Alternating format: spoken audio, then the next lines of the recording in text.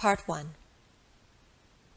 Lily, the caretaker's daughter, was literally run off her feet. Hardly had she brought one gentleman into the little pantry behind the office on the ground floor and helped him off with his overcoat, then the wheezy hall door bell clanged again, and she had to scamper along the bare hallway to let in another guest. It was well for her she had not to attend to the ladies also. But Miss Kate and Miss Julia had thought of that, and had converted the bathroom upstairs into a ladies' dressing-room. Miss Kate and Miss Julia were there, gossiping and laughing and fussing, walking after each other to the head of the stairs, peering down over the banisters, and calling down to Lily to ask her who had come. It was always a great affair, the Misses Morkan's annual dance. Everybody who knew them came to it, members of the family, old friends of the family, the members of Julia's choir, any of Kate's pupils that were grown up enough, and even some of Mary Jane's pupils too. Never once had it fallen flat. For years and years it had gone off in splendid style, as long as anyone could remember, ever since Kate and Julia, after the death of their brother Pat, had left the house in Stony Batter and taken Mary Jane, their only niece, to live with them in the dark, gaunt house on Usher's Island, the upper part of which they had rented from Mr. Fulham, the corn factor on the ground floor. That was a good 30 years ago, if it was a day. Mary Jane, who was then a little girl in short clothes, was now the main prop of the household, for she had the organ in Haddington Road. She had been through the academy, and gave a pupils' concert every year in the upper room of the Antient concert rooms. Many of her pupils belonged to the better-class families on the Kingstown and Dalkey line. Old as they were, her aunts also did their share. Julia, though she was quite grey, was still the leading soprano in Adam and Eve's, and Kate, being too feeble to go about much, gave music lessons to beginners on the old square piano in the back room. Lily, the caretaker's daughter, did housemaid's work for them. Though their life was modest, they believed in eating well, the best of everything, diamond-boned sirloins, 3-shilling tea, and the best bottled stout. But Lily seldom made a mistake in the orders, so that she got on well with her 3 mistresses. They were fussy, that was all, but the only thing they would not stand was back answers. Of course they had good reason to be fussy on such a night, and then it was long after 10 o'clock, and yet there was no sign of Gabriel and his wife. Besides, they were dreadfully afraid that Freddy Malins might turn up screwed. They would not wish for worlds that any of Mary Jane's pupils should see him under the influence, and when he was like that it was sometimes very hard to manage him. Freddy Malins always came late, but they wondered what could be keeping Gabriel, and that was what brought them every 2 minutes to the banisters to ask Lily had Gabriel or Freddy come. "Oh, Mr. Conroy," said Lily to Gabriel when she opened the door for him. "Miss Kate and Miss Julia thought you were never coming. Good night, Mrs. Conroy." "I'll engage they did," said Gabriel, "but they forget that my wife here takes 3 mortal hours to dress herself." He stood on the mat, scraping the snow from his goloshes, while Lily led his wife to the foot of the stairs and called out, "Miss Kate, here's Mrs. Conroy." Kate and Julia came toddling down the dark stairs at once. Both of them kissed Gabriel's wife, said she must be perished alive, and asked was Gabriel with her. "Here I am, as right as the mail, Aunt Kate. Go on up, I'll follow," called out Gabriel from the dark. He continued scraping his feet vigorously while the 3 women went upstairs, laughing, to the ladies' dressing-room. A light fringe of snow lay like a cape on the shoulders of his overcoat, and like toe-caps on the toes of his goloshes, and, as the buttons of his overcoat slipped with a squeaking noise through the snow-stiffened frieze, a cold, fragrant air from out of doors escaped from crevices and folds. "Is it snowing again, Mr. Conroy?" asked Lily. She had preceded him into the pantry to help him off with his overcoat. Gabriel smiled at the 3 syllables she had given his surname, and glanced at her. She was a slim, growing girl, pale in complexion and with hay-coloured hair. The gas in the pantry made her look still paler.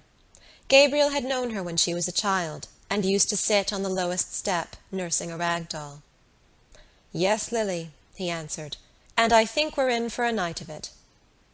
He looked up at the pantry ceiling, which was shaking with the stamping and shuffling of feet on the floor above, listened for a moment to the piano, and then glanced at the girl, who was folding his overcoat carefully at the end of a shelf.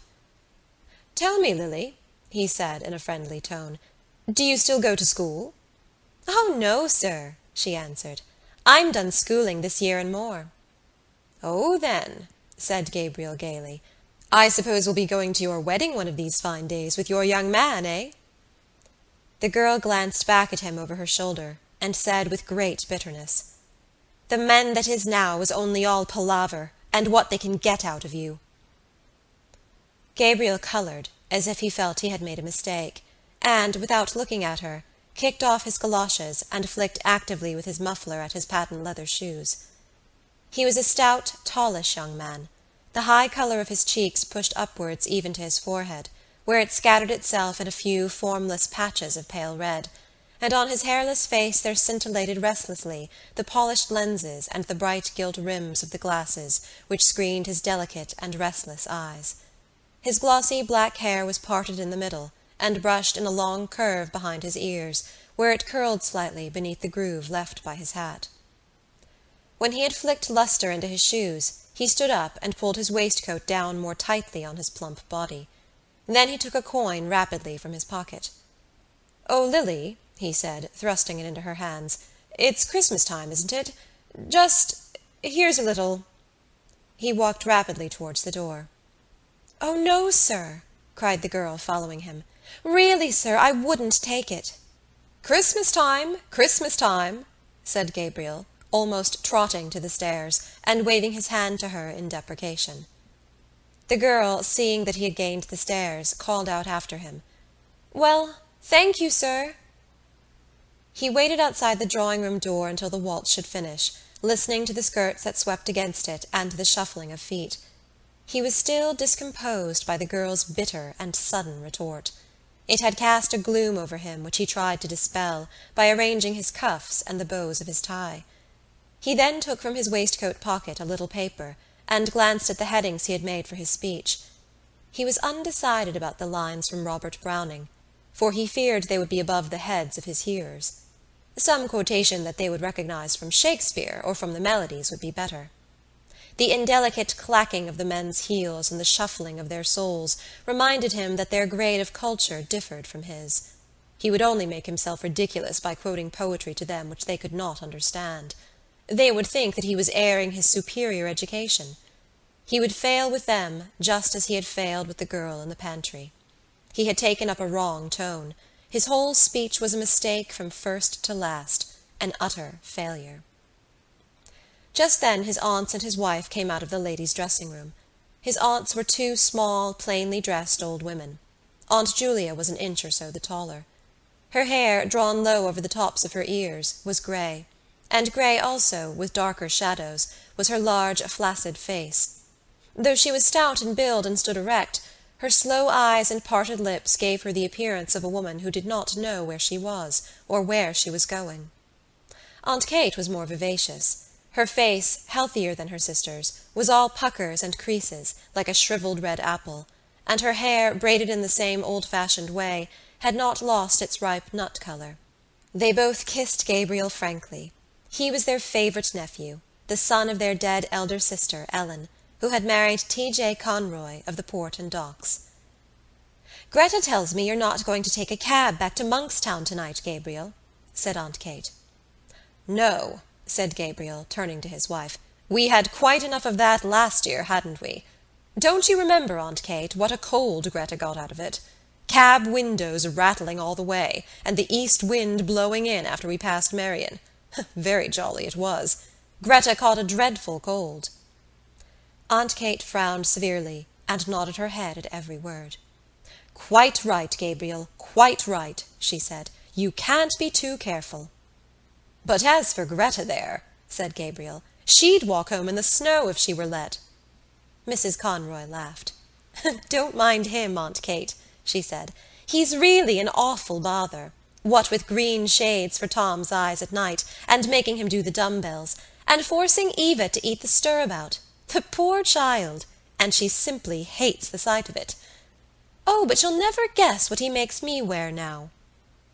She broke out into a peal of laughter and glanced at her husband, whose admiring and happy eyes had been wandering from her dress to her face and hair.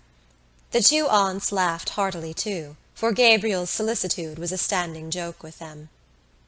"Galoshes," said Mrs. Conroy. "That's the latest. Whenever it's wet underfoot, I must put on my galoshes. Tonight even he wanted me to put them on, but I wouldn't. The next thing he'll buy me will be a diving suit." Gabriel laughed nervously and patted his tie reassuringly, while Aunt Kate nearly doubled herself, so heartily did she enjoy the joke. The smile soon faded from Aunt Julia's face, and her mirthless eyes were directed towards her nephew's face. After a pause she asked, "And what are galoshes, Gabriel?" "Galoshes, Julia!" exclaimed her sister. "Goodness me, don't you know what galoshes are? You wear them over your boots, Greta, isn't it?" "Yes," said Mrs. Conroy. "Gutta percha things. We both have a pair now.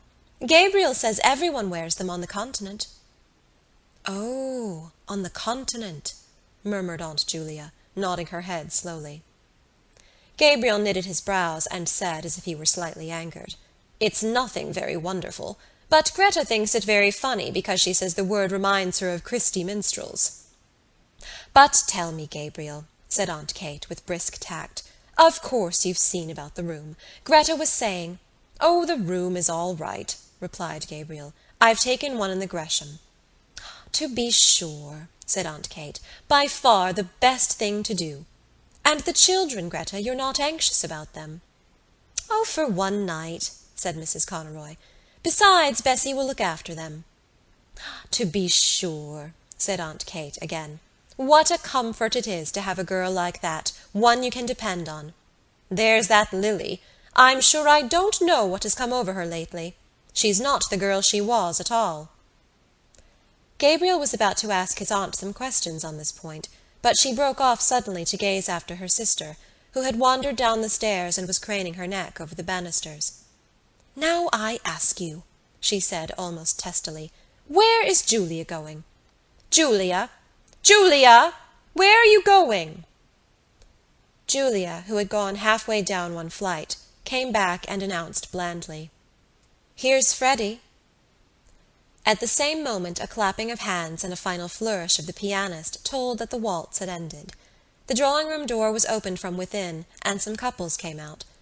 Aunt Kate drew Gabriel aside hurriedly and whispered into his ear, "Slip down, Gabriel, like a good fellow, and see if he's all right, and don't let him up if he's screwed. I'm sure he's screwed. I'm sure he is." Gabriel went to the stairs and listened over the banisters. He could hear two persons talking in the pantry. Then he recognized Freddy Malins' laugh. He went down the stairs noisily. "It's such a relief," said Aunt Kate to Mrs. Conroy, "that Gabriel is here. I always feel easier in my mind when he's here. Julia, there's Miss Daly and Miss Power will take some refreshment. Thanks for your beautiful waltz, Miss Daly. It made lovely time." A tall, wizen-faced man with a stiff, grizzled moustache and swarthy skin, who was passing out with his partner, said, "And may we have some refreshment too, Miss Morkan?" "Julia," said Aunt Kate summarily, "and here's Mr. Brown and Miss Furlong. Take them in, Julia, with Miss Daly and Miss Power." "I'm the man for the ladies," said Mr. Brown, pursing his lips until his moustache bristled, and smiling in all his wrinkles. "You know, Miss Morkan, the reason they are so fond of me is—" He did not finish his sentence, but seeing that Aunt Kate was out of earshot, at once led the three young ladies into the back room. The middle of the room was occupied by two square tables placed end to end, and on these Aunt Julia and the caretaker were straightening and smoothing a large cloth. On the sideboard were arrayed dishes and plates, and glasses and bundles of knives and forks and spoons. The top of the closed square piano served also as a sideboard for viands and sweets. At a smaller sideboard in one corner, two young men were standing, drinking hop bitters. Mr. Brown led his charges thither, and invited them all, in jest, to some ladies' punch, hot, strong, and sweet. As they said they never took anything strong, he opened 3 bottles of lemonade for them. Then he asked one of the young men to move aside, and taking hold of the decanter, filled out for himself a goodly measure of whiskey.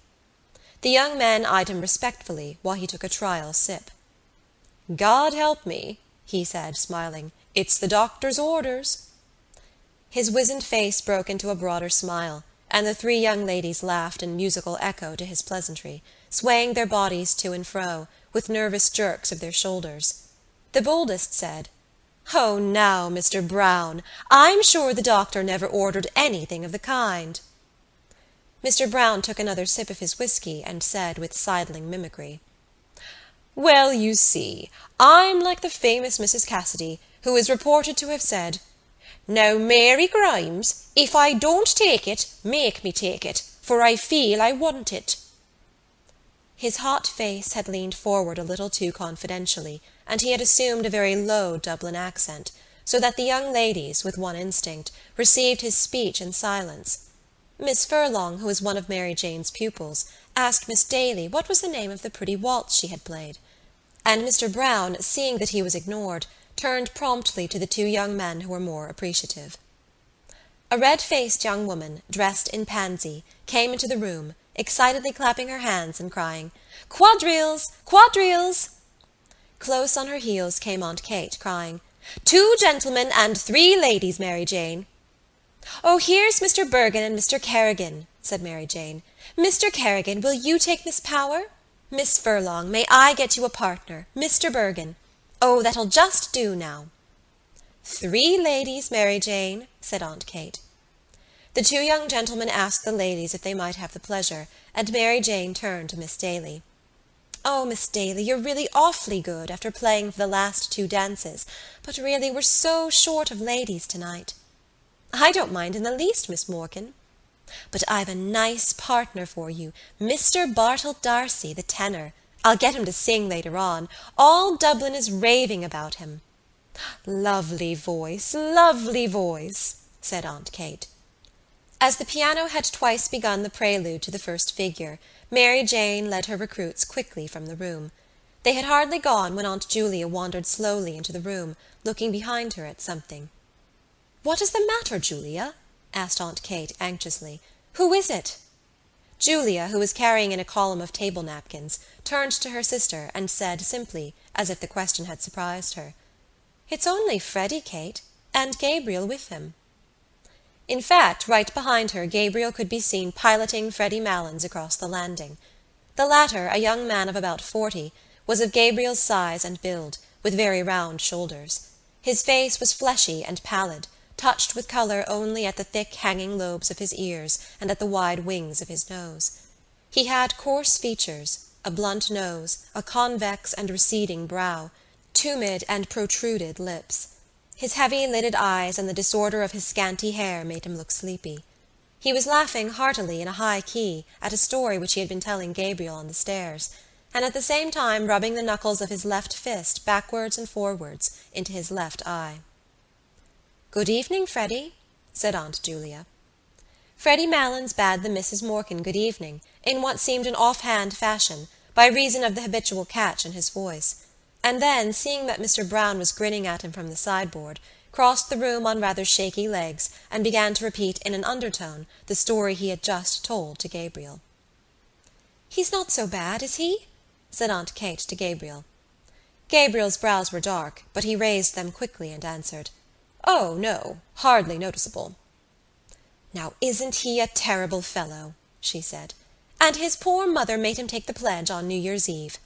But come on, Gabriel, into the drawing-room." Before leaving the room with Gabriel, she signalled to Mr. Brown by frowning and shaking her forefinger in warning to and fro. Mr. Brown nodded in answer, and when she had gone, said to Freddy Malins, "Now then, Teddy, I'm going to fill you out a good glass of lemonade, just to buck you up." Freddy Malins, who was nearing the climax of his story, waved the offer aside impatiently, but Mr. Brown, having first called Freddy Malins' attention to a disarray in his dress, filled out and handed him a full glass of lemonade. Freddy Malins' left hand accepted the glass mechanically, his right hand being engaged in the mechanical readjustment of his dress.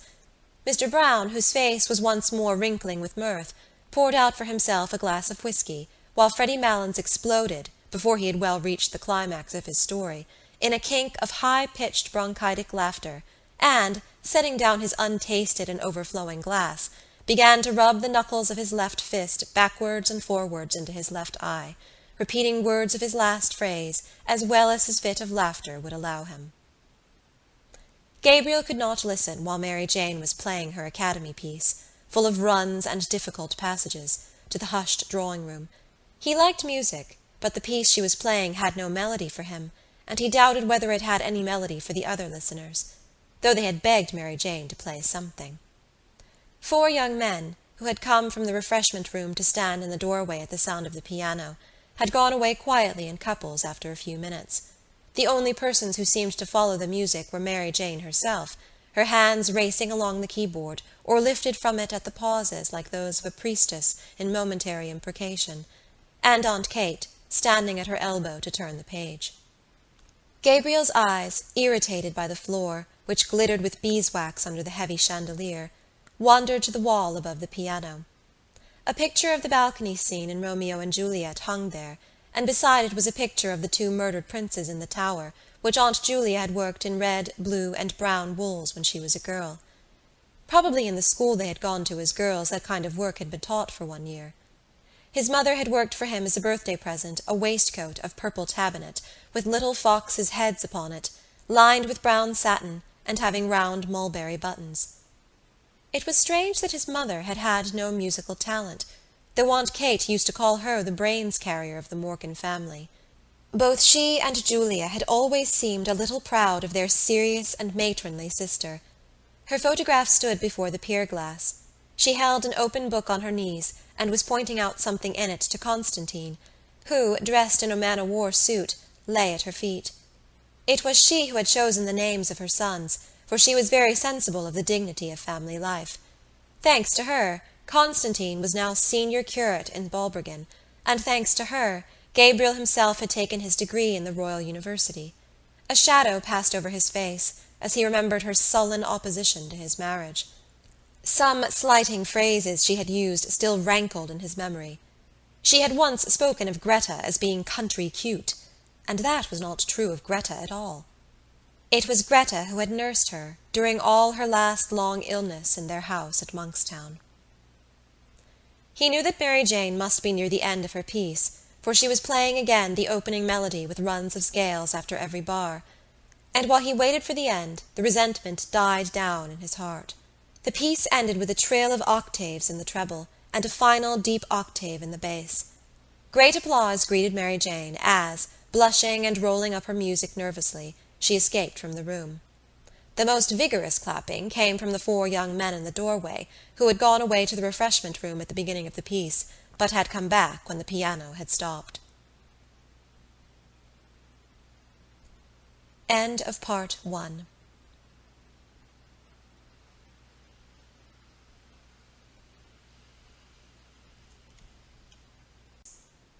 Part 2.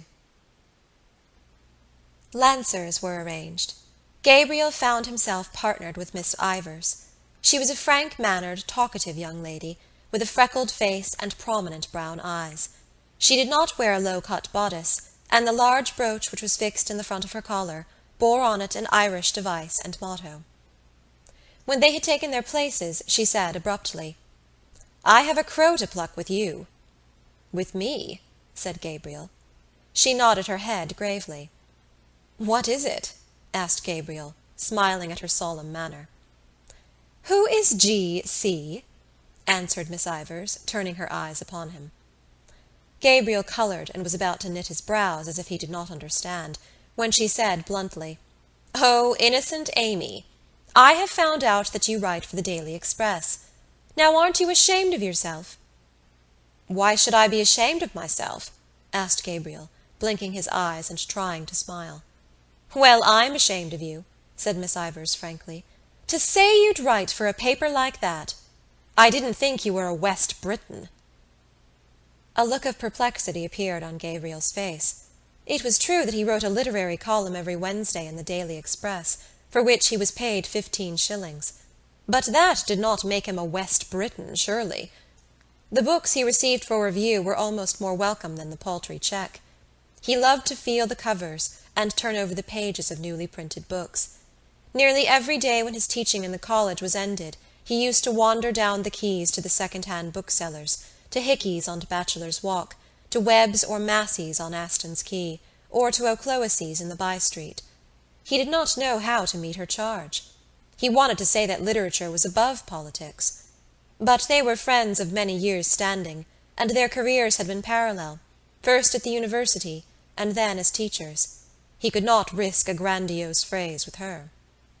He continued blinking his eyes and trying to smile, and murmured lamely that he saw nothing political in writing reviews of books. When their turn to cross had come, he was still perplexed and inattentive. Miss Ivors promptly took his hand in a warm grasp, and said in a soft, friendly tone, "Of course, I was only joking. Come, we cross now." When they were together again, she spoke of the university question, and Gabriel felt more at ease. A friend of hers had shown her his review of Browning's poems. That was how she had found out the secret. But she liked the review immensely. Then she said suddenly, "Oh, Mr. Conroy, will you come for an excursion to the Aran Isles this summer? We're going to stay there a whole month. It will be splendid out in the Atlantic. You ought to come. Mr. Clancy is coming, and Mr. Kilkelly, and Kathleen Kearney. It would be splendid for Greta, too, if she'd come. She's from Connaught, isn't she?" "Her people are," said Gabriel shortly. "But you will come, won't you?" said Miss Ivors, laying her hand eagerly on his arm. "The fact is," said Gabriel, "I have just arranged to go—" "Go where?" asked Miss Ivors. "Well, you know, every year I go for a cycling tour with some fellows, and so—" "But where?" asked Miss Ivors. "Well, we usually go to France, or Belgium, or perhaps Germany," said Gabriel awkwardly. "And why do you go to France and Belgium," said Miss Ivors, "instead of visiting your own land?" "Well," said Gabriel, "it's partly to keep in touch with the languages, and partly for a change." "And haven't you your own language to keep in touch with? Irish?" asked Miss Ivors. "Well," said Gabriel, "if it comes to that, you know, Irish is not my language." Their neighbours had turned to listen to the cross-examination. Gabriel glanced right and left nervously, and tried to keep his good humour under the ordeal which was making a blush invade his forehead. "And haven't you your own land to visit," continued Miss Ivors, "that you know nothing of, your own people, and your own country?" "Oh, to tell you the truth," retorted Gabriel suddenly, "I'm sick of my own country, sick of it." "Why?" asked Miss Ivors. Gabriel did not answer, for his retort had heated him. "Why?" repeated Miss Ivors. They had to go visiting together, and, as he had not answered her, Miss Ivors said warmly, "Of course, you've no answer." Gabriel tried to cover his agitation by taking part in the dance with great energy. He avoided her eyes, for he had seen a sour expression on her face. But when they met in the long chain, he was surprised to feel his hand firmly pressed. She looked at him from under her brows for a moment quizzically, until he smiled. Then, just as the chain was about to start again, she stood on tiptoe and whispered into his ear, "West Britain!" When the lancers were over, Gabriel went away to a remote corner of the room, where Freddy Malins' mother was sitting. She was a stout, feeble old woman with white hair. Her voice had a catch in it like her son's, and she stuttered slightly. She had been told that Freddy had come, and that he was nearly all right. Gabriel asked her whether she had had a good crossing. She lived with her married daughter in Glasgow, and came to Dublin on a visit once a year. She answered placidly that she had had a beautiful crossing, and that the captain had been most attentive to her. She spoke also of the beautiful house her daughter kept in Glasgow, and of all the friends they had there. While her tongue rambled on, Gabriel tried to banish from his mind all memory of the unpleasant incident with Miss Ivors. Of course the girl, or woman, or whatever she was an enthusiast, but there was a time for all things. Perhaps he ought not to have answered her like that. But she had no right to call him a West Briton before people, even in joke. She had tried to make him ridiculous before people, heckling him and staring at him with her rabbit's eyes. He saw his wife making her way towards him through the waltzing couples. When she reached him, she said into his ear, "Gabriel, Aunt Kate wants to know, won't you carve the goose as usual? Miss Daly will carve the ham, and I'll do the pudding." "All right," said Gabriel. "She's sending in the younger ones first as soon as this waltz is over, so that we'll have the table to ourselves." "Were you dancing?" asked Gabriel. "Of course I was. Didn't you see me?" "What row had you with Molly Ivors?" "No row. Why? Did she say so?" "Something like that. I'm trying to get that Mr. Darcy to sing. He's full of conceit, I think." "There was no row," said Gabriel moodily. "Only she wanted me to go for a trip to the west of Ireland, and I said I wouldn't." His wife clasped her hands excitedly, and gave a little jump.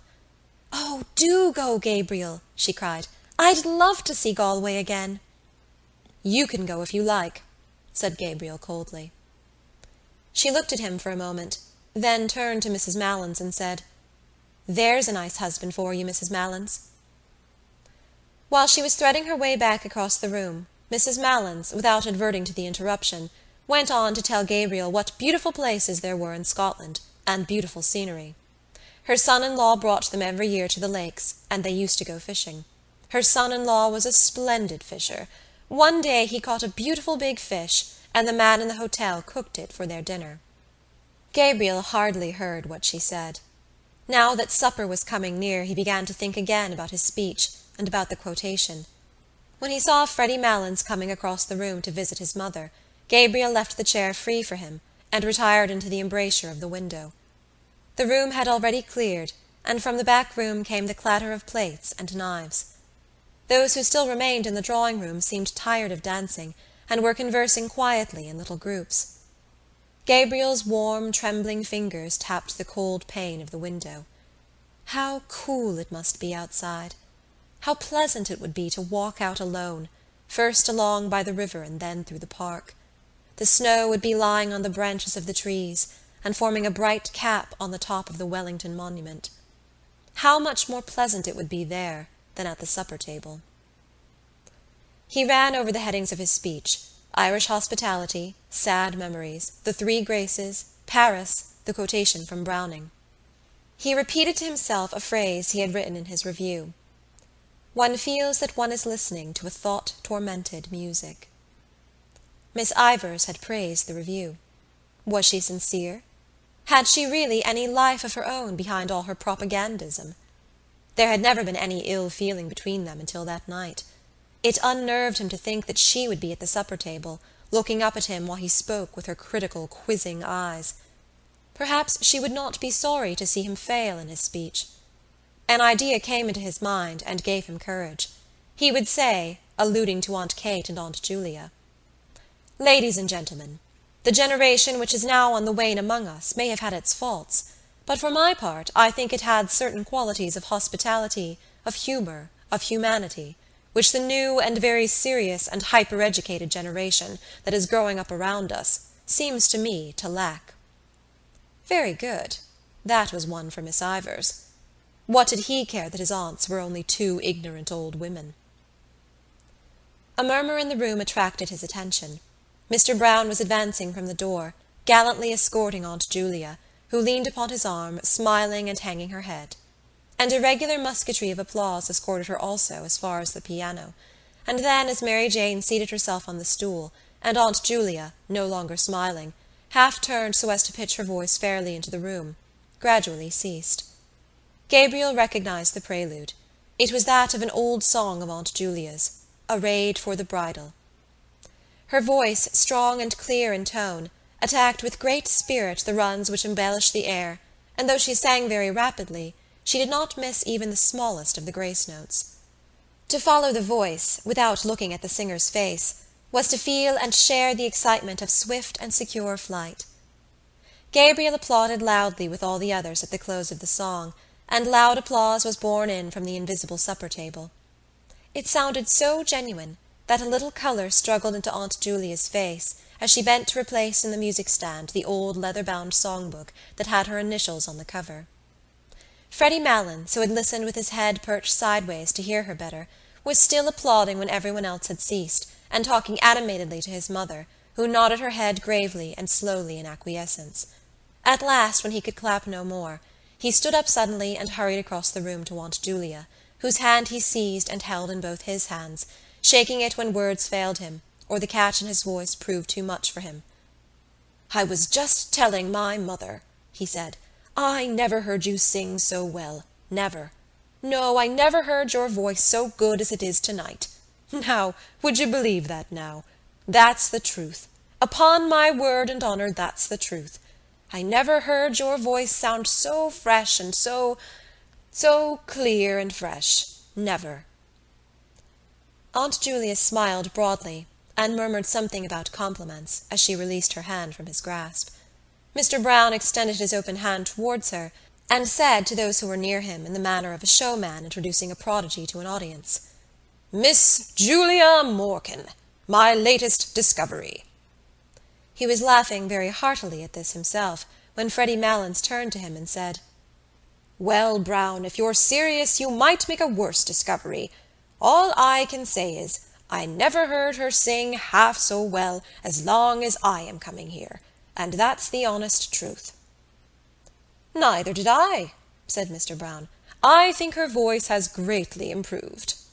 Aunt Julia shrugged her shoulders and said with meek pride, 30 years ago I hadn't a bad voice as voices go." "I often told Julia," said Aunt Kate emphatically, "that she was simply thrown away in that choir. But she never would be said by me." She turned as if to appeal to the good sense of the others against a refractory child, while Aunt Julia gazed in front of her, a vague smile of reminiscence playing on her face. "No," continued Aunt Kate, "she wouldn't be said or led by anyone, slaving there in that choir night and day, 6 o'clock on Christmas morning. And all for what?" "Well, isn't it for the honour of God, Aunt Kate?" asked Mary Jane, twisting round on the piano-stool and smiling. Aunt Kate turned fiercely on her niece and said, "I know all about the honour of God, Mary Jane, but I think it's not at all honourable for the Pope to turn out the women out of the choirs that have slaved there all their lives, and put little whippersnappers of boys over their heads. I suppose it is for the good of the Church if the Pope does it. But it's not just, Mary Jane, and it's not right." She had worked herself into a passion, and would have continued in defence of her sister, for it was a sore subject with her, but Mary Jane, seeing that all the dancers had come back, intervened pacifically. "Now, Aunt Kate, you're giving scandal to Mr. Brown, who is of the other persuasion." Aunt Kate turned to Mr. Brown, who was grinning at this allusion to his religion, and said hastily, "Oh, I don't question the Pope's being right. I'm only a stupid old woman, and I wouldn't presume to do such a thing. But there's such a thing as common, everyday politeness and gratitude. And if I were in Julia's place, I'd tell that Father Healy straight up to his face. And besides, Aunt Kate," said Mary Jane, "we really are all hungry, and when we are hungry we are all very quarrelsome." "And when we are thirsty we are also quarrelsome," added Mr. Brown. "So that we had better go to supper," said Mary Jane, "and finish the discussion afterwards." On the landing outside the drawing-room, Gabriel found his wife and Mary Jane trying to persuade Miss Ivors to stay for supper. But Miss Ivors, who had put on her hat and was buttoning her cloak, would not stay. She did not feel in the least hungry, and she had already overstayed her time. "But only for 10 minutes, Molly," said Mrs. Conroy. "That won't delay you." "To take a pick itself," said Mary Jane, "after all your dancing." "I really couldn't," said Miss Ivors. "I'm afraid you didn't enjoy yourself at all," said Mary Jane hopelessly. "Ever so much, I assure you," said Miss Ivors. "But you really must let me run off now." "But how can you get home?" asked Mrs. Conroy. "Oh, it's only 2 steps up the quay." Gabriel hesitated a moment and said, "If you will allow me, Miss Ivors, I'll see you home, if you really are obliged to go." But Miss Ivors broke away from them. "I won't hear of it," she cried. "For goodness' sake, go into your suppers and don't mind me. I'm quite well able to take care of myself." "Well, you're the comical girl, Molly," said Mrs. Conroy frankly. "Benacht liv," cried Miss Ivors, with a laugh as she ran down the staircase. Mary Jane gazed after her, a moody, puzzled expression on her face, while Mrs. Conroy leaned over the banisters to listen for the hall door. Gabriel asked himself, was he the cause of her abrupt departure? But she did not seem to be in an ill humour. She had gone away laughing. He stared blankly down the staircase. At that moment Aunt Kate came toddling out of the supper-room, almost wringing her hands in despair. "Where is Gabriel?" she cried. "Where on earth is Gabriel? There's everyone waiting in there, stage to let, and nobody to carve the goose." "Here I am, Aunt Kate," cried Gabriel, with sudden animation, "ready to carve a flock of geese, if necessary." End of Part 2.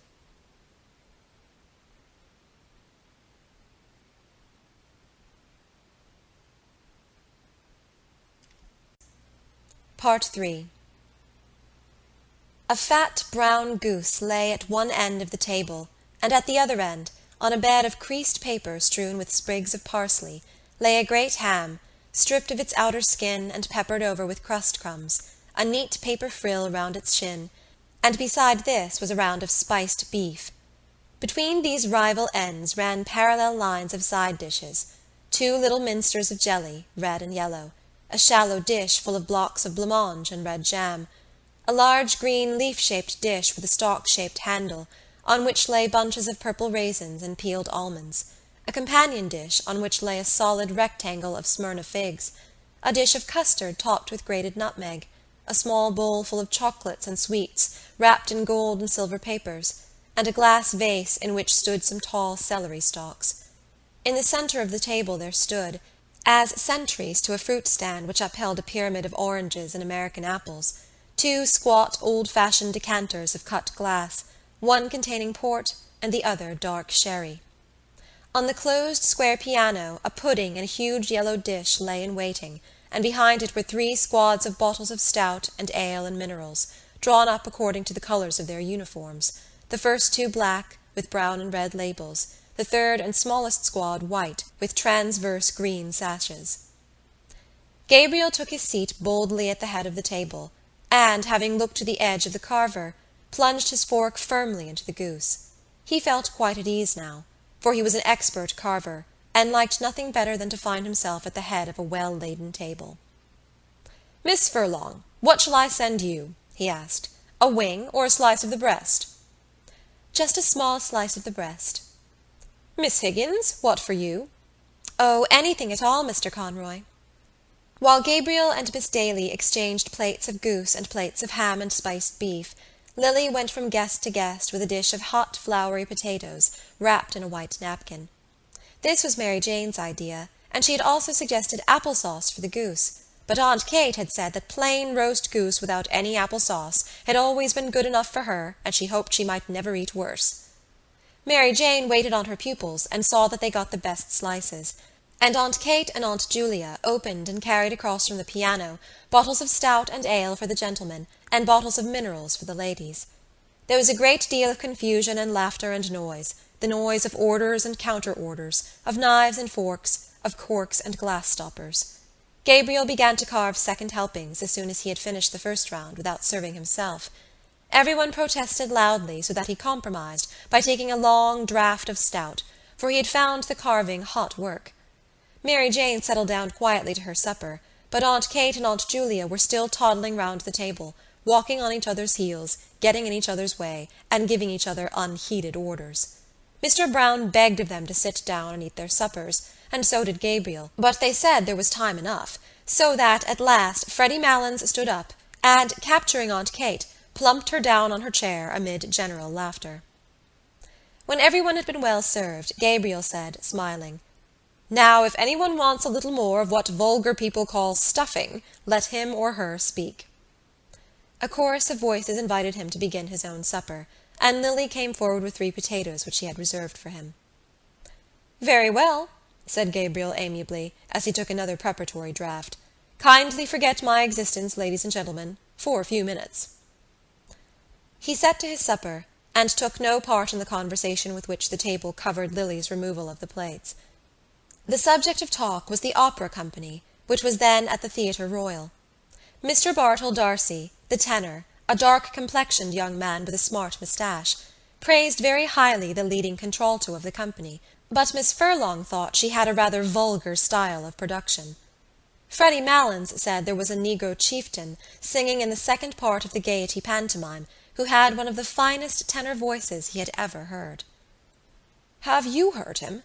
he asked Mr. Bartell D'Arcy across the table. "No," answered Mr. Bartell D'Arcy carelessly. "Because," Freddie Malins explained, "now I'd be curious to hear your opinion of him. I think he has a grand voice." "It takes Teddy to find out the really good things," said Mr. Brown familiarly to the table. "And why couldn't he have a voice too?" asked Freddie Malins sharply. "Is it because he's only a black?"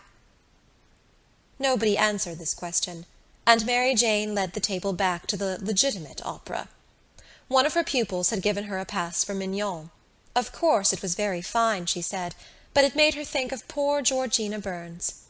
Mr. Brown could go back farther still, to the old Italian companies that used to come to Dublin: Tietjens, Ilma de Murska, Campanini, the great Trebelli, Guglielmi, Ravelli, Aramburo. Those were the days, he said, when there was something like singing to be heard in Dublin. He told, too, of how the top gallery of the Old Royal used to be packed night after night, of how one night an Italian tenor had sung 5 encores to Let Me Like a Soldier Fall, introducing a high C every time, and of how the gallery boys would sometimes in their enthusiasm unyoke the horses from the carriage of some great prima donna and pull her themselves through the streets to her hotel. Why did they never play the grand old operas now, he asked, Dinorah, Lucrezia Borgia? Because they could not get the voices to sing them, that was why. "Oh, well," said Mr. Bartell D'Arcy, "I presume there are as good singers today as there were then." "Where are they?" asked Mr. Brown defiantly. "In London, Paris, Milan," said Mr. Bartell D'Arcy warmly. "I suppose Caruso, for example, is quite as good, if not better, than any of the men you have mentioned." "Maybe so," said Mr. Brown, "but I may tell you I doubt it strongly." "Oh, I'd give anything to hear Caruso sing," said Mary Jane. "For me," said Aunt Kate, who had been picking a bone, "there was only one tenor. To please me, I mean. But I suppose none of you ever heard of him." "Who was he, Miss Morkan?" asked Mr. Bartell D'Arcy politely. "His name," said Aunt Kate, "was Parkinson. I heard him when he was in his prime, and I think he had then the purest tenor voice that was ever put into a man's throat." "Strange," said Mr. Bartell D'Arcy. "I never even heard of him." Yes, Miss Morkan is right," said Mr. Brown. "I remember hearing of old Parkinson, but he's too far back for me." "A beautiful, pure, sweet, mellow English tenor," said Aunt Kate with enthusiasm. Gabriel having finished, the huge pudding was transferred to the table. The clatter of forks and spoons began again. Gabriel's wife served out spoonfuls of the pudding and passed the plates down the table. Midway down they were held up by Mary Jane, who replenished them with raspberry or orange jelly, or with blancmange and jam. The pudding was of Aunt Julia's making, and she received praises for it from all quarters. She herself said that it was not quite brown enough. "Well, I hope, Miss Morkan," said Mr. Brown, "that I'm brown enough for you, because, you know, I'm all brown." All the gentlemen except Gabriel ate some of the pudding out of compliment to Aunt Julia. As Gabriel never ate sweets, the celery had been left for him. Freddie Malins also took a stalk of celery and ate it with his pudding. He had been told that celery was a capital thing for the blood, and he was just then under doctor's care. Mrs. Malins, who had been silent all through supper, said that her son was going down to Mount Melleray in a week or so. The table then spoke of Mount Melleray, how bracing the air was down there, how hospitable the monks were, and how they never asked for a penny piece from their guests. "And do you mean to say," asked Mr. Brown incredulously, "that a chap can go down there and put up as if it were a hotel, and live on the fat of the land, and then come away without paying anything?" "Oh, most people give some donation to the monastery when they leave," said Mary Jane. "I wish we had an institution like that in our church," said Mr. Brown candidly. He was astonished to hear that the monks never spoke, got up at 2 in the morning, and slept in their coffins. He asked what they did it for. "That's the rule of the order," said Aunt Kate firmly. "Yes, but why?" asked Mr. Browne. Aunt Kate repeated that it was the rule, that was all. Mr. Browne still seemed not to understand. Freddy Malins explained to him, as best he could, that the monks were trying to make up for the sins committed by all the sinners in the outside world. The explanation was not very clear, for Mr. Browne grinned and said, "I like that idea very much, but wouldn't a comfortable spring bed do them as well as a coffin?" "The coffin," said Mary Jane, "is to remind them of their last end." As the subject had grown lugubrious, it was buried in a silence of the table, during which Mrs. Malins could be heard saying to her neighbour in an indistinct undertone, "They are very good men, the monks, very pious men." The raisins and almonds and figs and apples and oranges and chocolates and sweets were now passed about the table, and Aunt Julia invited all the guests to have either port or sherry.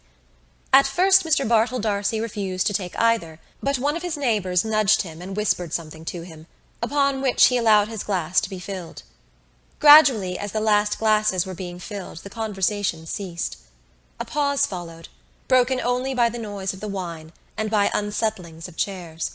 The Misses Morkan, all three, looked down at the tablecloth. Someone coughed once or twice, and then a few gentlemen patted the table gently as a signal for silence. The silence came, and Gabriel pushed back his chair. The patting at once grew louder in encouragement, and then ceased altogether. Gabriel leaned his 10 trembling fingers on the tablecloth, and smiled nervously at the company. Meeting a row of upturned faces, he raised his eyes to the chandelier. The piano was playing a waltz tune, and he could hear the skirts sweeping against the drawing-room door. People, perhaps, were standing in the snow on the quay outside, gazing up at the lighted windows and listening to the waltz music. The air was pure there. In the distance lay the park where the trees were weighted with snow. The Wellington Monument wore a gleaming cap of snow that flashed westward over the white field of 15 acres. He began, "Ladies and gentlemen, it has fallen to my lot this evening, as in years past, to perform a very pleasing task, but a task for which I am afraid my poor powers as a speaker are all too inadequate." "No, no," said Mr. Browne. "But however that may be, I can only ask you tonight to take the will for the deed and to lend me your attention for a few moments, while I endeavour to express to you in words what my feelings are on this occasion. Ladies and gentlemen, it is not the first time that we have gathered together under this hospitable roof, around this hospitable board. It is not the first time that we have been the recipients, or perhaps I had better say, the victims, of the hospitality of certain good ladies." He made a circle in the air with his arm and paused. Everyone laughed or smiled at Aunt Kate and Aunt Julia and Mary Jane, who all turned crimson with pleasure. Gabriel went on more boldly. "I feel more strongly with every recurring year that our country has no tradition which does it so much honour, and which it should guard so jealously, as that of its hospitality. It is a tradition that is unique as far as my experience goes, and I have visited not a few places abroad, among the modern nations. Some would say, perhaps, that with us it is rather a failing than anything to be boasted of. But granted even that, it is, to my mind, a princely failing, and one that I trust will long be cultivated among us. Of one thing at least I am sure, as long as this one roof shelters the good ladies aforesaid, and I wish from my heart it may do so for many and many a long year to come, the tradition of genuine, warm-hearted, courteous, Irish hospitality, which our forefathers have handed down to us, and which we in turn must hand down to our descendants, is still alive among us." A hearty murmur of assent ran round the table. It shot through Gabriel's mind that Miss Ivors was not there, and that she had gone away discourteously. And he said with confidence in himself, "Ladies and gentlemen, a new generation is growing up in our midst, a generation actuated by new ideas and new principles. It is serious and enthusiastic for these new ideas, and its enthusiasm, even when it is misdirected, is, I believe, in the main sincere. But we are living in a sceptical and, if I may use the phrase, a thought-tormented age. And sometimes I fear that this new generation, educated or hyper-educated as it is, will lack those qualities of humanity, of hospitality, of kindly humour which belong to an older day.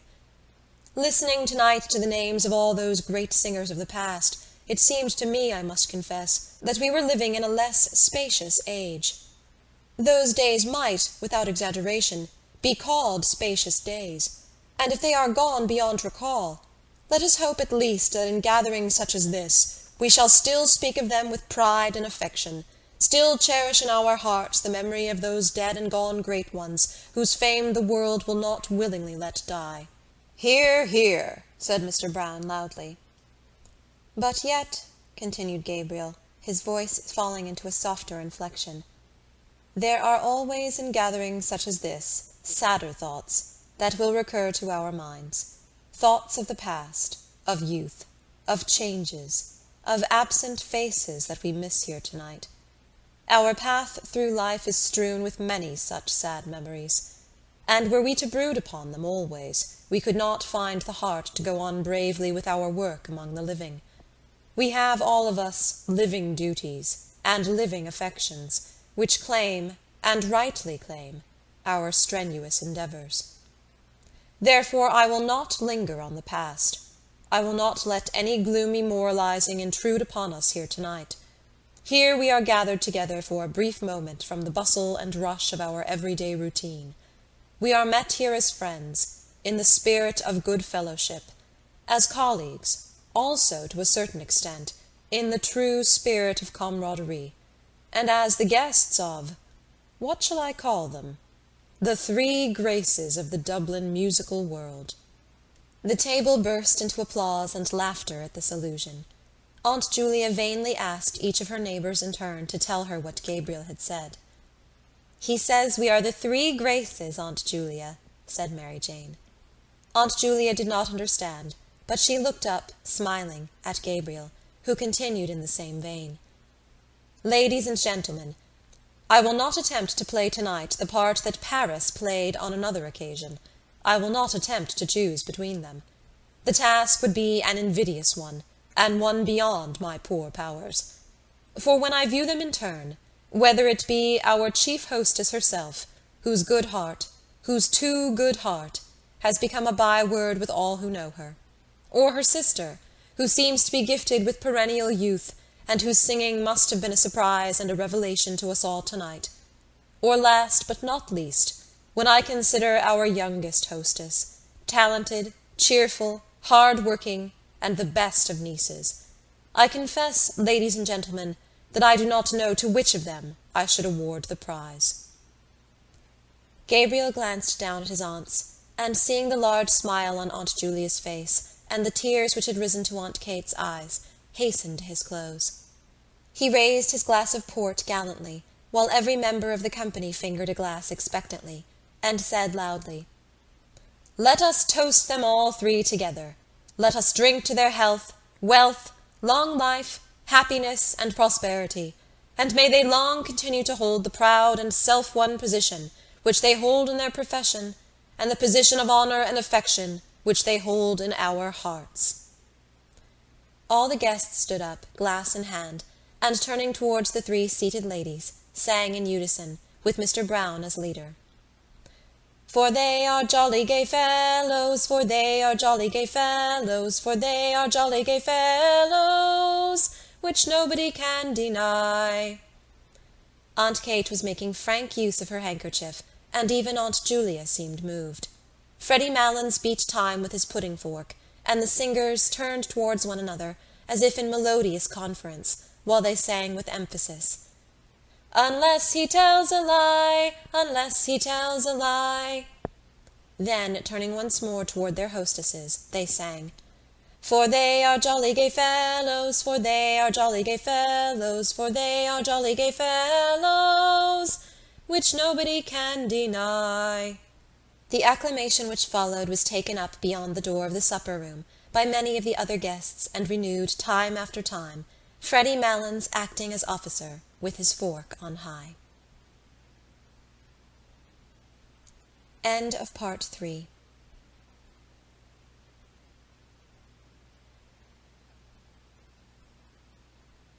Part 4. The piercing morning air came into the hall where they were standing, so that Aunt Kate said, "Close the door, somebody. Mrs. Malins will get her death of cold." "Brown is out there, Aunt Kate," said Mary Jane. "Brown is everywhere," said Aunt Kate, lowering her voice. Mary Jane laughed at her tone. "Really," she said archly, "he is very attentive." "He has been laid on here like the gas," said Aunt Kate in the same tone, "all during the Christmas." She laughed herself this time good-humouredly, and then added quickly, "But tell him to come in, Mary Jane, and close the door. I hope to goodness he didn't hear me." At that moment the hall door was opened, and Mr. Brown came in from the doorstep, laughing as if his heart would break.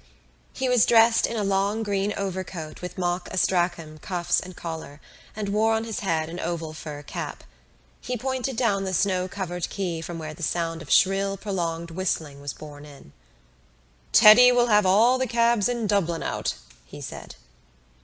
Gabriel advanced from the little pantry behind the office, struggling into his overcoat, and, looking round the hall, said, "Greta not down yet?"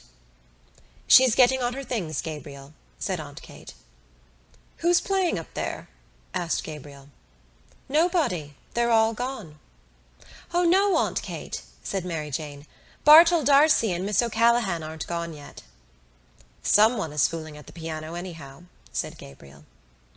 Mary Jane glanced at Gabriel and Mr. Brown, and said with a shiver, "Oh, it makes me feel cold to look at you two gentlemen muffled up like that. I wouldn't like to face your journey home at this hour." "I'd like nothing better this minute," said Mr. Brown stoutly, "than a rattling fine walk in the country, or a fast drive with a good spanking goer between the shafts." "We used to have a very good horse and trap at home," said Aunt Julia sadly. "The never-to-be-forgotten Johnny," said Mary Jane, laughing. Aunt Kate and Gabriel laughed too. "Why, what was wonderful about Johnny?" asked Mr. Brown. "The late lamented Patrick Morkan, our grandfather, that is," explained Gabriel, "commonly known in his later years as the Old Gentleman, was a glue boiler." "Oh, now, Gabriel," said Aunt Kate, laughing, "he had a starch mill." "Well, glue or starch," said Gabriel, "the Old Gentleman had a horse by the name of Johnny, and Johnny used to work in the Old Gentleman's mill, walking round and round in order to drive the mill. That was all very well, but now comes the tragic part about Johnny. One fine day the Old Gentleman thought he'd like to drive out with the quality to a military review in the park." "The Lord have mercy on his soul," said Aunt Kate compassionately. "Amen," said Gabriel. "So the Old Gentleman, as I said, harnessed Johnny and put on his very best tall hat and his very best stock collar, and drove out in grand style from his ancestral mansion somewhere near Back Lane, I think." Everyone laughed, even Mrs. Malins, at Gabriel's manner, and Aunt Kate said, "Oh, now, Gabriel, he didn't live in Back Lane really, only the mill was there."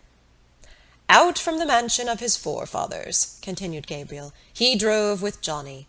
And everything went on beautifully, until Johnny came in sight of King Billy's statue, and whether he fell in love with the horse King Billy sits on, or whether he thought he was back again in the mill, anyhow he began to walk round the statue." Gabriel paced in a circle round the hall in his goloshes, amid the laughter of the others. "Round and round he went," said Gabriel, "and the Old Gentleman, who was a very pompous old gentleman, was highly indignant. 'Go on, sir! What do you mean, sir? Johnny! Johnny! Most extraordinary conduct! Can't understand the horse!'" The peal of laughter which followed Gabriel's imitation of the incident was interrupted by a resounding knock at the hall door. Mary Jane ran to open it and let in Freddy Malins. Freddy Malins, with his hat well back on his head and his shoulders humped with cold, was puffing and steaming after his exertions. "I could only get one cab," he said. "Oh, we'll find another along the quay," said Gabriel. "Yes," said Aunt Kate, "better not keep Mrs. Malins standing in the draught." Mrs. Malins was helped down the front steps by her son and Mr. Brown, and, after many manoeuvres, hoisted into the cab. Freddy Malins clambered in after her and spent a long time settling her on the seat, Mr. Brown helping him with advice. At last she was settled comfortably, and Freddy Malins invited Mr. Brown into the cab. There was a good deal of confused talk, and then Mr. Brown got into the cab. The cabman settled his rug over his knees and bent down for the address. The confusion grew greater, and the cabman was directed differently by Freddy Malins and Mr. Brown, each of whom had his head out through a window of the cab.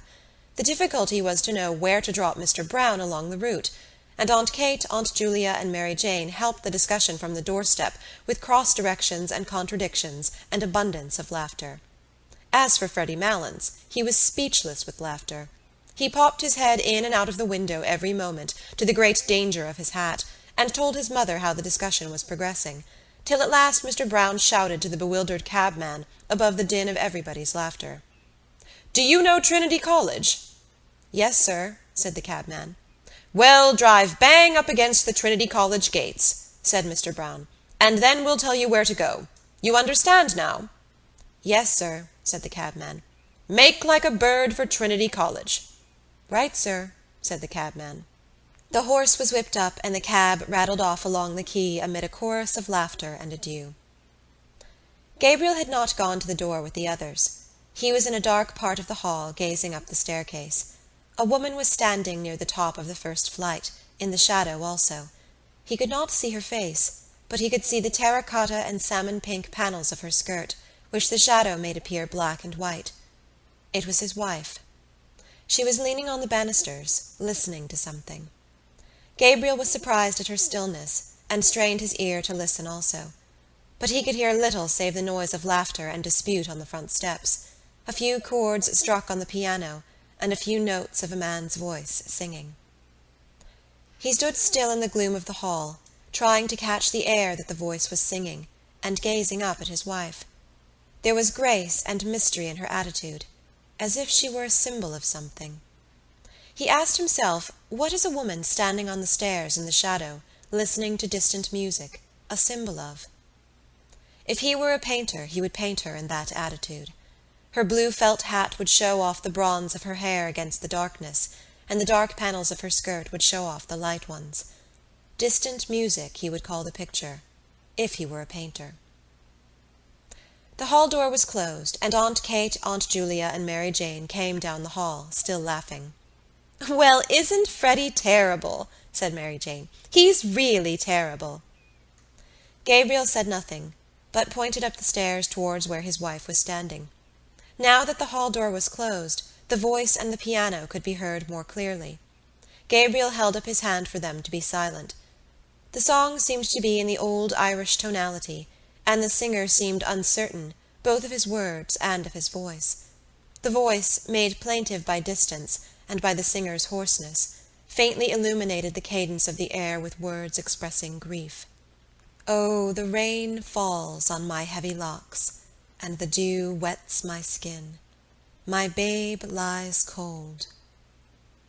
"Oh," exclaimed Mary Jane, "it's Bartell D'Arcy singing, and he wouldn't sing all the night. Oh, I'll get him to sing a song before he goes."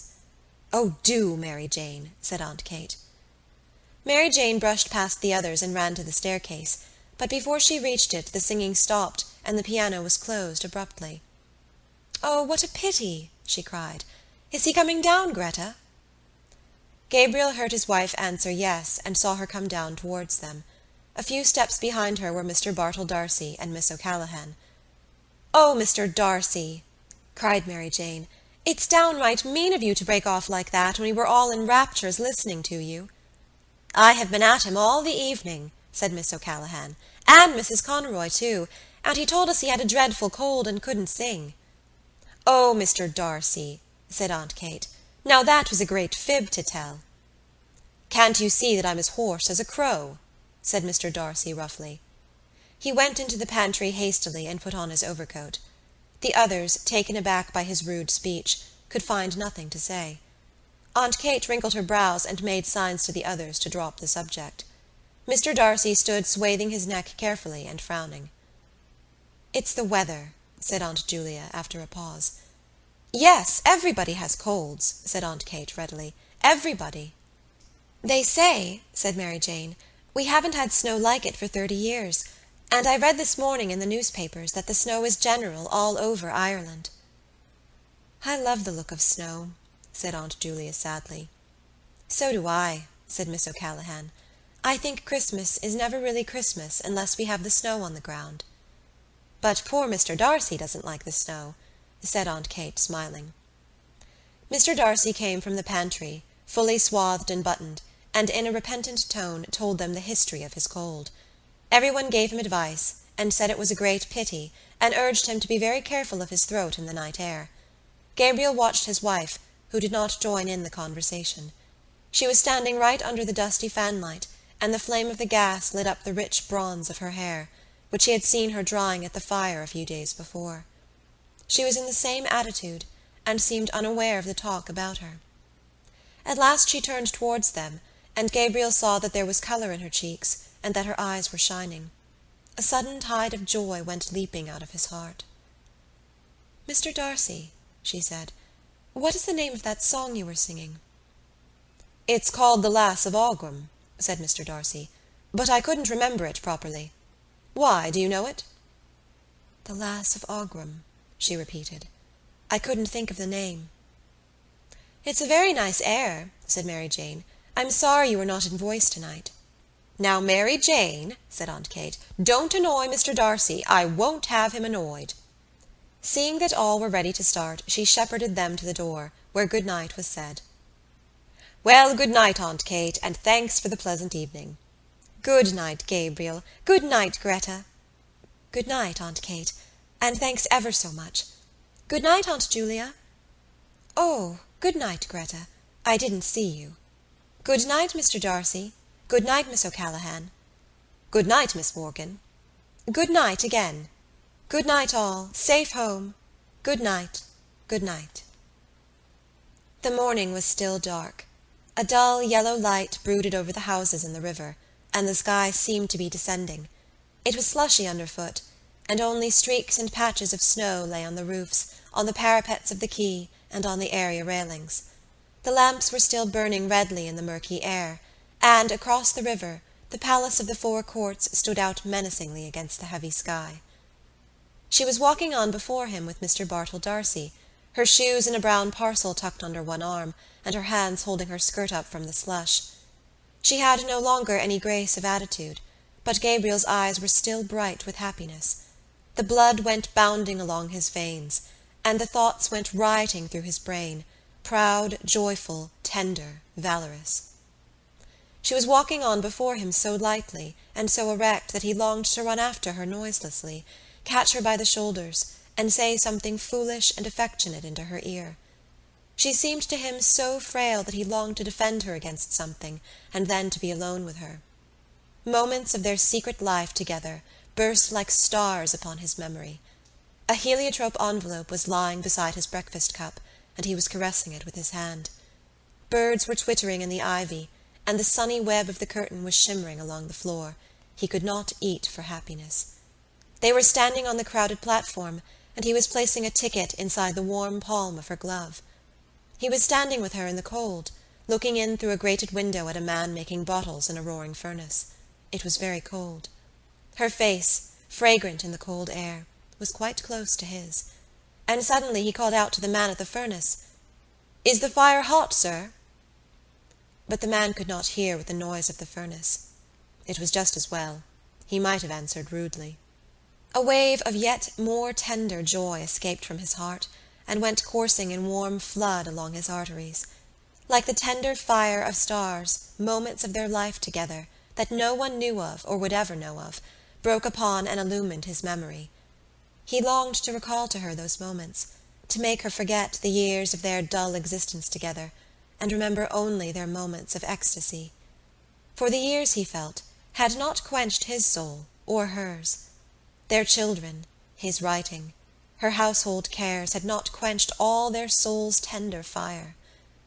In one letter that he had written to her then, he had said, "Why is it that words like these seem to me so dull and cold? Is it because there is no word tender enough to be your name?" Like distant music, these words that he had written years before were borne towards him from the past. He longed to be alone with her. When the others had gone away, when he and she were in the room in the hotel, then they would be alone together. He would call her softly. Greta.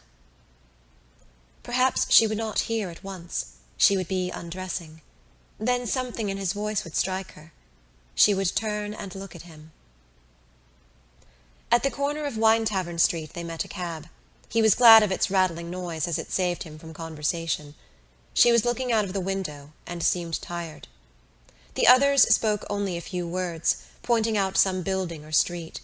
The horse galloped along wearily under the murky morning sky, dragging his old rattling box after his heels, and Gabriel was again in the cab with her, galloping to catch the boat, galloping to their honeymoon. As the cab drove across O'Connell Bridge, Miss O'Callaghan said, "They say you never cross O'Connell Bridge without seeing a white horse." "I see a white man this time," said Gabriel. "Where?" asked Mr. Bartell D'Arcy. Gabriel pointed to the statue, on which lay patches of snow. Then he nodded familiarly to it and waved his hand. "Good night, Dan," he said gaily. When the cab drew up before the hotel, Gabriel jumped out, and in spite of Mr. Bartell D'Arcy's protest, paid the driver. He gave the man a shilling over his fare. The man saluted and said, "A prosperous New Year to you, sir." "The same to you," said Gabriel cordially. She leaned for a moment on his arm in getting out of the cab, and while standing at the curbstone, bidding the others good night. She leaned lightly on his arm, as lightly as when she had danced with him a few hours before. He had felt proud and happy then, happy that she was his, proud of her grace and wifely carriage. But now, after the kindling again of so many memories, the first touch of her body, musical and strange and perfumed, sent through him a keen pang of lust. Under cover of her silence he pressed her arm closely to his side, and as they stood at the hotel door, he felt that they had escaped from their lives and duties, escaped from home and friends, and run away together with wild and radiant hearts to a new adventure. An old man was dozing in a great hooded chair in the hall. He lit a candle in the office and went before them to the stairs.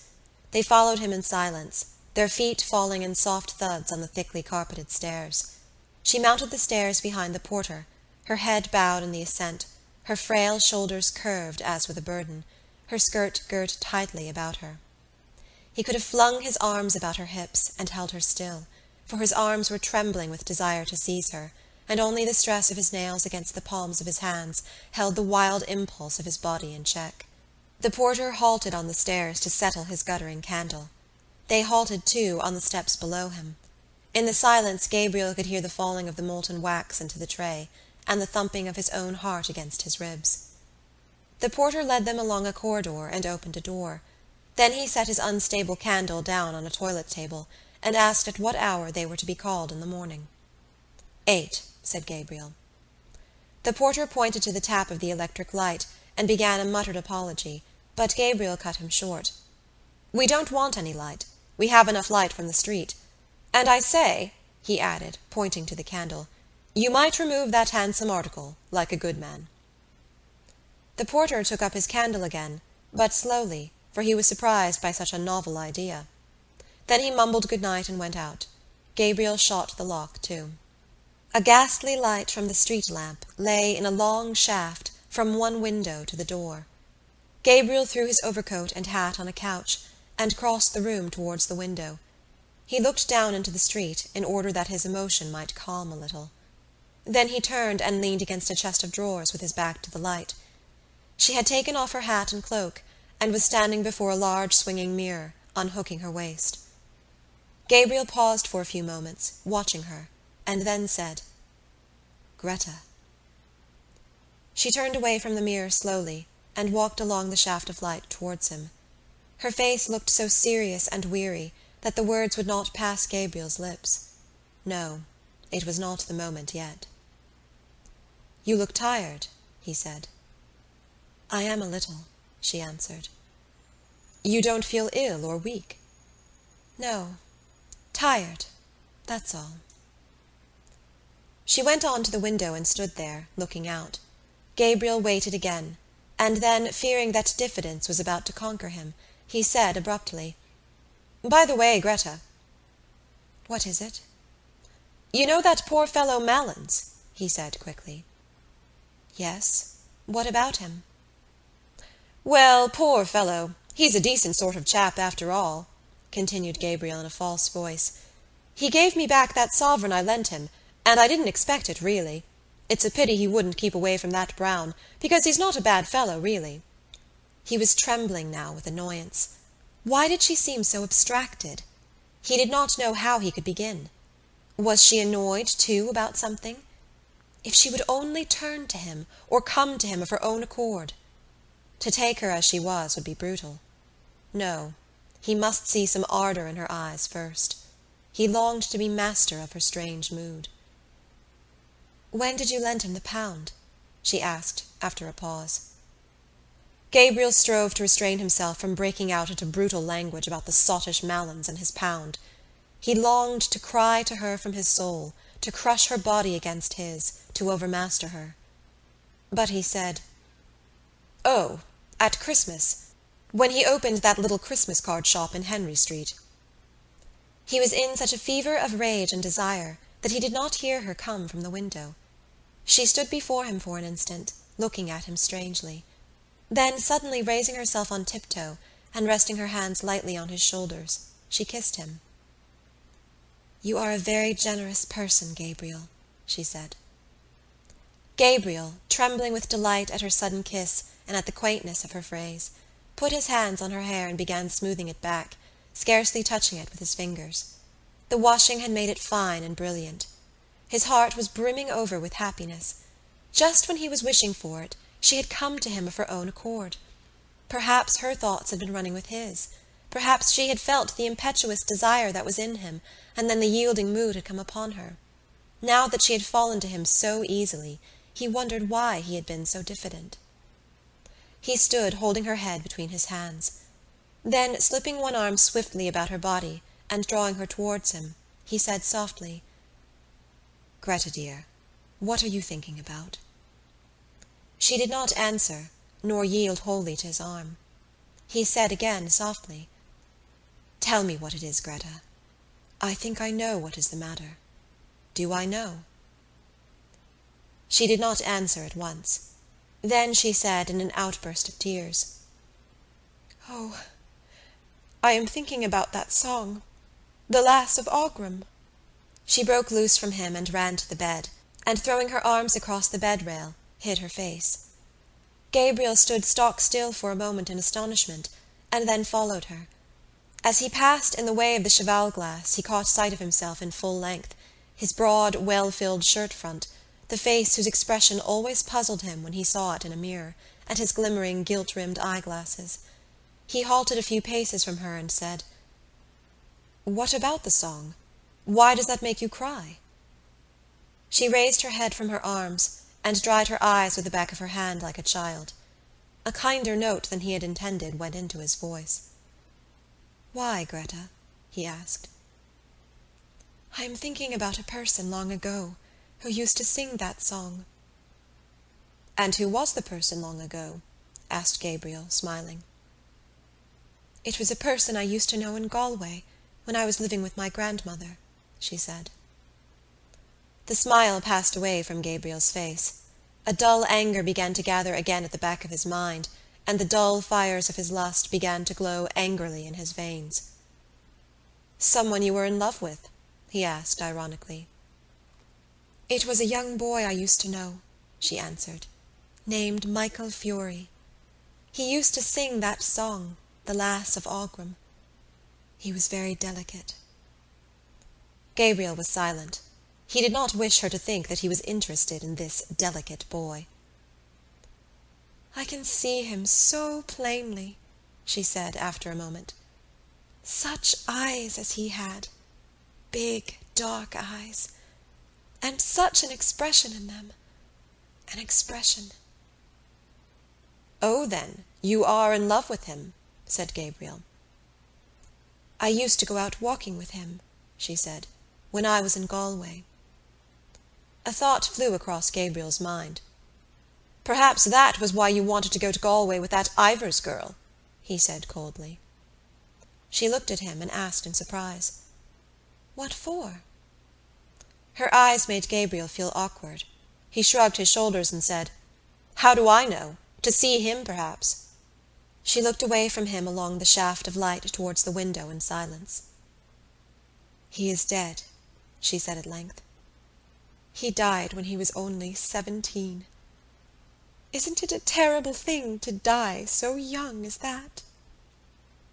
"What was he?" asked Gabriel, still ironically. "He was in the gasworks," she said. Gabriel felt humiliated by the failure of his irony, and by the evocation of this figure from the dead, a boy in the gasworks. While he had been full of memories of their secret life together, full of tenderness and joy and desire, she had been comparing him in her mind with another. A shameful consciousness of his own person assailed him. He saw himself as a ludicrous figure, acting as a penny boy for his aunts, a nervous, well-meaning sentimentalist, orating to vulgarians and idealizing his own clownish lusts, the pitiable, fatuous fellow he had caught a glimpse of in the mirror. Instinctively he turned his back more to the light, lest she might see the shame that burned upon his forehead. He tried to keep up his tone of cold interrogation, but his voice when he spoke was humble and indifferent. "I suppose you were in love with this Michael Furey, Gretta," he said. "I was great with him at that time," she said. Her voice was veiled and sad. Gabriel, feeling now how vain it would be to try to lead her whither he had purposed, caressed one of her hands and said, also sadly, "And what did he die of so young, Gretta? Consumption, was it?" "I think he died for me," she answered. A vague terror seized Gabriel at this answer, as if, at that hour when he had hoped to triumph, some impalpable and vindictive being was coming against him, gathering forces against him in its vague world. But he shook himself free of it with an effort of reason, and continued to caress her hand. He did not question her again, for he felt that she would tell him of herself. Her hand was warm and moist. It did not respond to his touch, but he continued to caress it just as he had caressed her first letter to him that spring morning. "It was in the winter," she said, "about the beginning of the winter, when I was going to leave my grandmother's and come up here to the convent. And he was ill at the time in his lodgings in Galway, and wouldn't be let out, and his people in Oughterard were written to. He was in decline, they said, or something like that. I never knew rightly." She paused for a moment and sighed. "Poor fellow," she said. "He was very fond of me, and he was such a gentle boy. We used to go out walking together, you know, Gabriel, like the way they do in the country. He was going to study singing, only for his health. He had a very good voice, poor Michael Furey." "Well, and then?" asked Gabriel. "And then, when it came to the time for me to leave Galway and come up to the convent, he was much worse, and I wouldn't be let see him. So I wrote him a letter saying I was going up to Dublin, and would be back in the summer, and hoping he would be better then." She paused for a moment to get her voice under control, and then went on. "Then the night before I left, I was in my grandmother's house in Nuns' Island packing up, and I heard gravel thrown up against the window. The window was so wet I couldn't see, so I ran downstairs as I was and slipped out the back into the garden. And there was the poor fellow at the end of the garden, shivering." "And did you not tell him to go back?" asked Gabriel. "I implored of him to go home at once, and told him he would get his death in the rain. But he said he did not want to live. I can see his eyes as well. He was standing at the end of the wall where there was a tree." "And did he go home?" asked Gabriel. "Yes, he went home. And when I was only a week in the convent, he died, and he was buried in Oughterard, where his people come from. Oh, the day I heard that he was dead—" She stopped, choking with sobs, and, overcome by emotion, flung herself face downward on the bed, sobbing in the quilt. Gabriel held her hand for a moment longer, irresolutely, and then, shy of intruding on her grief, let it fall gently and walked quietly to the window. She was fast asleep. Gabriel, leaning on his elbow, looked for a few moments unresentfully on her tangled hair and half-open mouth, listening to her deep-drawn breath. So she had had that romance in her life. A man had died for her sake. It hardly pained him now to think how poor a part he, her husband, had played in her life. He watched her while she slept, as though he and she had never lived together as man and wife.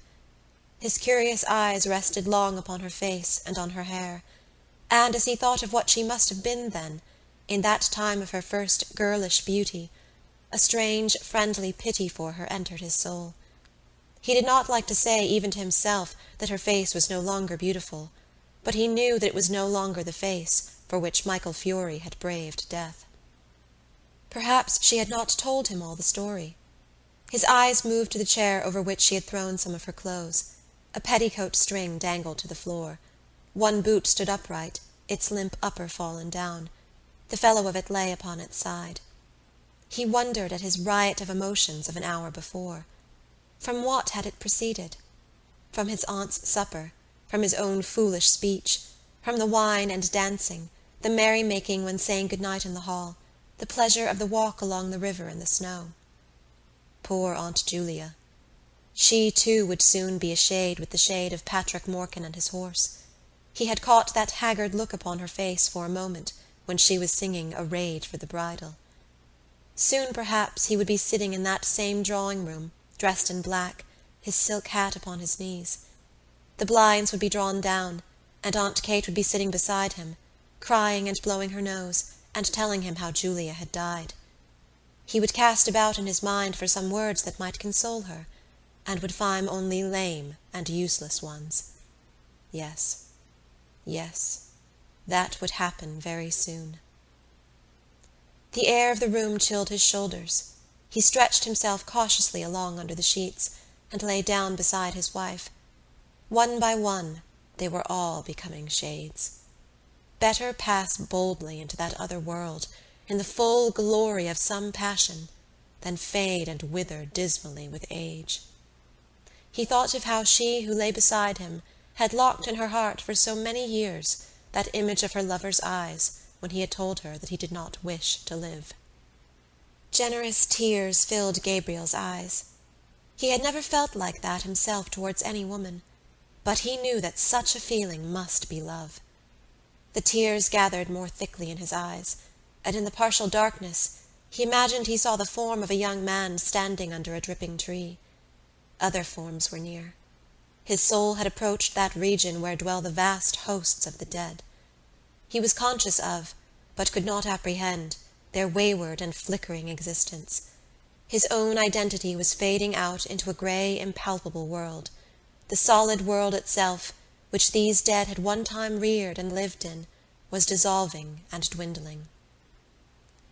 A few light taps upon the pane made him turn to the window. It had begun to snow again. He watched sleepily the flakes, silver and dark, falling obliquely against the lamplight. The time had come for him to set out on his journey westward. Yes, the newspapers were right. Snow was general all over Ireland. It was falling on every part of the dark central plain, on the treeless hills, falling softly upon the bog of Allen, and farther westward, softly falling into the dark, mutinous Shannon waves. It was falling, too, upon every part of the lonely churchyard on the hill where Michael Furey lay buried. It lay thickly drifted on the crooked crosses and headstones, on the spears of the little gate, on the barren thorns. His soul swooned slowly as he heard the snow falling faintly through the universe, and faintly falling, like the descent of their last end, upon all the living and the dead.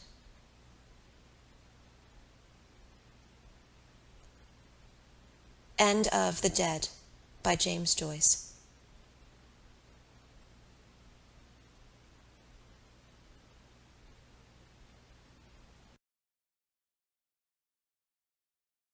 "Here I am, as right as the mail, Aunt Kate.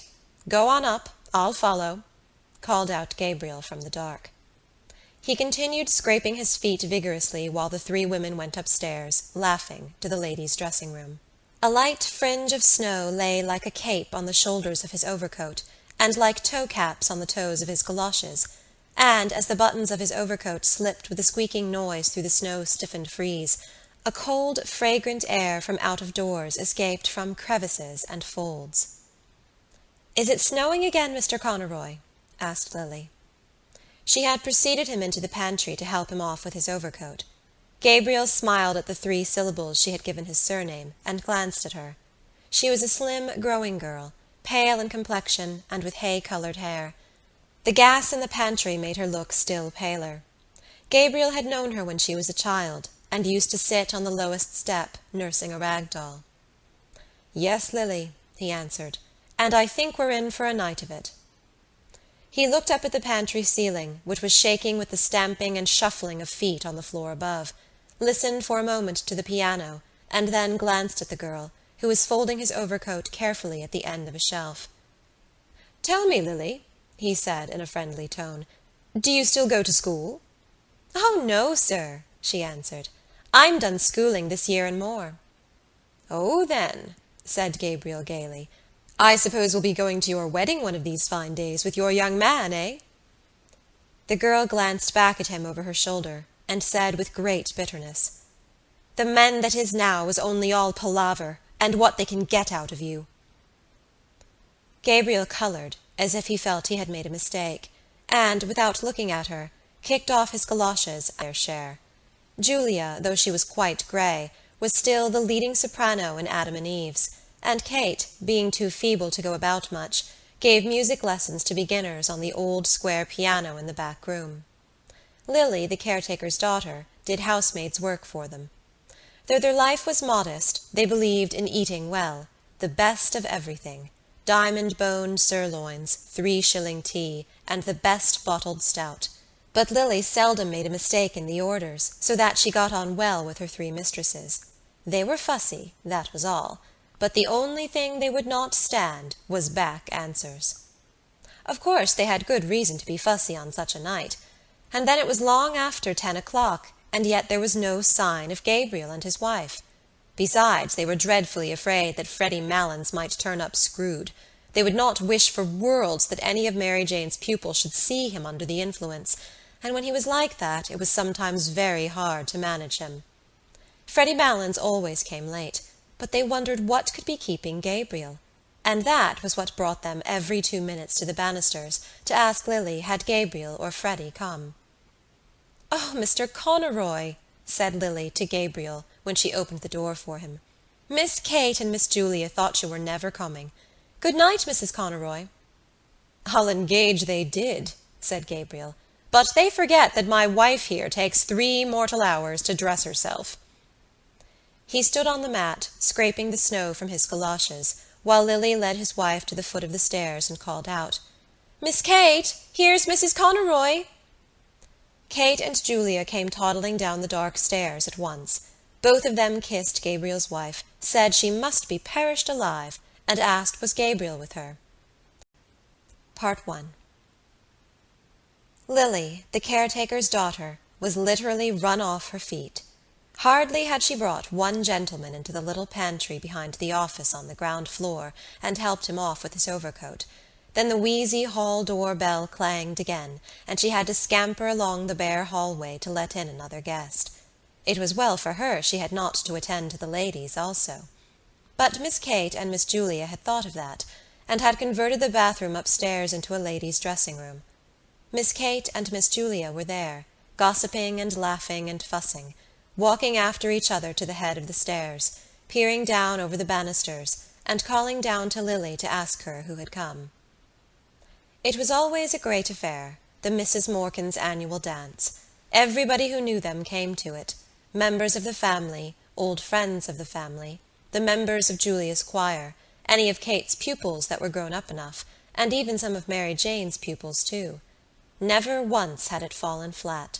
For years and years it had gone off in splendid style, as long as anyone could remember, ever since Kate and Julia, after the death of their brother Pat, had left the house in Stony Batter and taken Mary Jane, their only niece, to live with them in the dark, gaunt house on Usher's Island, the upper part of which they had rented from Mr. Fulham, the corn factor on the ground floor. That was a good 30 years ago, if it was a day. Mary Jane, who was then a little girl in short clothes, was now the main prop of the household, for she had the organ in Haddington Road. She had been through the academy, and gave a pupils' concert every year in the upper room of the Antient concert rooms. Many of her pupils belonged to the better class families on the Kingstown and Dalkey line. Old as they were, her aunts also did, and flicked actively with his muffler at his patent leather shoes. He was a stout, tallish young man. The high colour of his cheeks pushed upwards even to his forehead, where it scattered itself in a few formless patches of pale red, and on his hairless face there scintillated restlessly the polished lenses and the bright gilt rims of the glasses which screened his delicate and restless eyes. His glossy black hair was parted in the middle, and brushed in a long curve behind his ears, where it curled slightly beneath the groove left by his hat. When he had flicked lustre into his shoes, he stood up and pulled his waistcoat down more tightly on his plump body. Then he took a coin rapidly from his pocket. "Oh, Lily," he said, thrusting it into her hands, "it's Christmas time, isn't it? Here's a little—" He walked rapidly towards the door. "Oh, no, sir," cried the girl, following him. "Really, sir, I wouldn't take it." Christmas time, said Gabriel, almost trotting to the stairs, and waving his hand to her in deprecation. The girl, seeing that he had gained the stairs, called out after him, "Well, thank you, sir." He waited outside the drawing-room door until the waltz should finish, listening to the skirts that swept against it and to the shuffling of feet. He was still discomposed by the girl's bitter and sudden retort. It had cast a gloom over him which he tried to dispel by arranging his cuffs and the bows of his tie. He then took from his waistcoat pocket a little paper and glanced at the headings he had made for his speech. He was undecided about the lines from Robert Browning, for he feared they would be above the heads of his hearers. Some quotation that they would recognize from Shakespeare or from the melodies would be better. The indelicate clacking of the men's heels and the shuffling of their soles reminded him that their grade of culture differed from his. He would only make himself ridiculous by quoting poetry to them which they could not understand. They would think that he was airing his superior education. He would fail with them just as he had failed with the girl in the pantry. He had taken up a wrong tone. His whole speech was a mistake from first to last, an utter failure. Just then his aunts and his wife came out of the ladies' dressing-room. His aunts were two small, plainly dressed old women. Aunt Julia was an inch or so the taller. Her hair, drawn low over the tops of her ears, was grey, and grey also, with darker shadows, was her large, flaccid face. Though she was stout in build and stood erect, her slow eyes and parted lips gave her the appearance of a woman who did not know where she was or where she was going. Aunt Kate was more vivacious. Her face, healthier than her sister's, was all puckers and creases, like a shrivelled red apple, and her hair, braided in the same old-fashioned way, had not lost its ripe nut colour. They both kissed Gabriel frankly. He was their favourite nephew, the son of their dead elder sister, Ellen, who had married T.J. Conroy of the Port and Docks. "Gretta tells me you're not going to take a cab back to Monkstown tonight, Gabriel," said Aunt Kate. "No," said Gabriel, turning to his wife. "We had quite enough of that last year, hadn't we? Don't you remember, Aunt Kate, what a cold Gretta got out of it? Cab windows rattling all the way, and the east wind blowing in after we passed Marion. Very jolly it was. Gretta caught a dreadful cold." Aunt Kate frowned severely and nodded her head at every word.